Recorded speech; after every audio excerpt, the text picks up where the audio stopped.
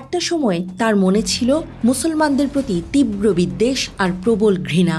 বলবীর সিং ছিলেন হিন্দু ধর্মান্ধ জনতার একজন, যারা 1992 সালের 6 ডিসেম্বর 16 শতকে নির্মিত বিখ্যাত বাবরি মসজিদ ধ্বংস করেছিলেন।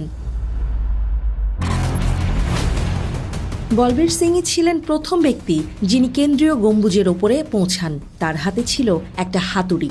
এমনকি মসজিদ ভেঙে ফেলার পর তিনি একটি ইটও নিয়ে গিয়েছিলেন। এই ইটটিকে তিনি মুসলমানদের বিরুদ্ধে তার ক্ষোভ ও ঘৃণা প্রশমিত করার জন্য একটি স্মৃতিচিহ্ন হিসেবে রেখে দিয়েছিলেন।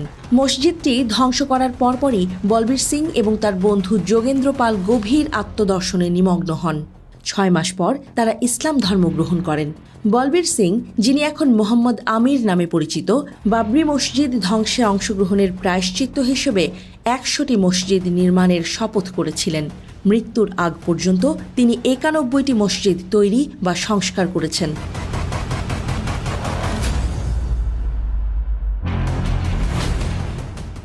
আনাদোলু এজেন্সির সাথে কথা বলার সময় বলবীর সিং বলেছিলেন তিনি মসজিদটি ভাঙার জন্য উৎসাহের সাথে যোগ দিয়েছিলেন, কারণ তখন তিনি মুসলমানদের প্রতি ঘৃণায় উন্মাদ হয়ে গিয়েছিলেন।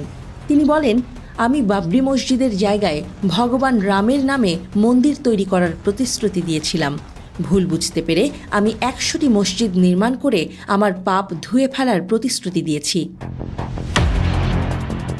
হিন্দু কট্টরপন্থী সংগঠনের পৃষ্ঠপোষক রাজনৈতিক দল শিবসেনার সদস্য ছিলেন সিং। তিনি জানান, তিনি রাজধানী দিল্লি সংলগ্ন হরিয়ানা রাজ্যের পানিপথ শহরে নিয়মিত RSS মহড়া এবং প্রশিক্ষণ প্রোগ্রামে যোগ দিতেন। সিং বলেছিলেন, মসজিদ ধ্বংসের পরপরই তার মাঝে আত্মোপলব্ধি হয়। পরে তিনি যোগেন্দ্র পালের মাধ্যমে মাওলানা করিম সিদ্দিকীর সংস্পর্শে আসেন। তার আচরণ এবং বোঝার উপায় বলবীর সিংকে আত্ম অনুসন্ধানের দিকে পরিচালিত করে। 1993 সালের 1 জুন তিনি ইসলাম গ্রহণ করেন।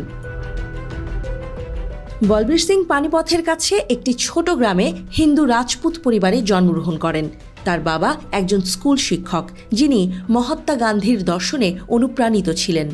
সিং বলেছেন, তার বাবা ভারতের স্বাধীনতার পরপরই রক্তপাত এবং বড় আকারের সহিংসতায় বিরক্ত হয়েছিলেন এবং এলাকার মুসলমানদের সাহায্য করার জন্য তার যথাসাধ্য চেষ্টা করেছিলেন। 1992 সালের 6 ডিসেম্বরের দুর্ভাগ্যজনক দিনটির কথা স্মরণ করে বলবীর বলেছিলেন, সারা ভারতে জড়ো হওয়া হিন্দু স্বেচ্ছাসেবকরা ভয় পেয়েছিলেন যে সরকার মসজিদ রক্ষার জন্য সেনাবাহিনী মোতায়েন করতে পারে। মসজিদের আশেপাশে কোনো কার্যকর নিরাপত্তা ছিল না এবং এটি মানুষকে উৎসাহিত করেছিল। মসজিদ ধ্বংস করার পর তারা ফিরে এলে তাদেরকে নায়কের মতো স্বাগত জানানো হয়েছিল। কিন্তু বলবীর সিং যখন বাড়িতে পৌঁছেন, তার পরিবারের প্রতিক্রিয়া তাকে হতবাক করে। প্রচণ্ড নিন্দা করে পরিবারের সদস্যরা। তার সব উচ্ছ্বাস উবে যায়। বাড়িতে জায়গা হয় না তার। সিং বলেছেন, একসময় সবার ধারণা হয়েছিল তিনি মানসিক ভারসাম্য হারিয়ে ফেলেছেন। অবশেষে তিনি মনকে শান্তি দিতে ইসলাম গ্রহণ করার সিদ্ধান্ত নেন। এভাবেই বলবীর সিং হয়ে যান মোহাম্মদ আমির। 2021 সালে তিনি মারা যান। আর মাত্র 9টি মসজিদ নির্মাণ করলেই 100টি মসজিদ তৈরির সংকল্প পূরণ হয়ে যেত তার।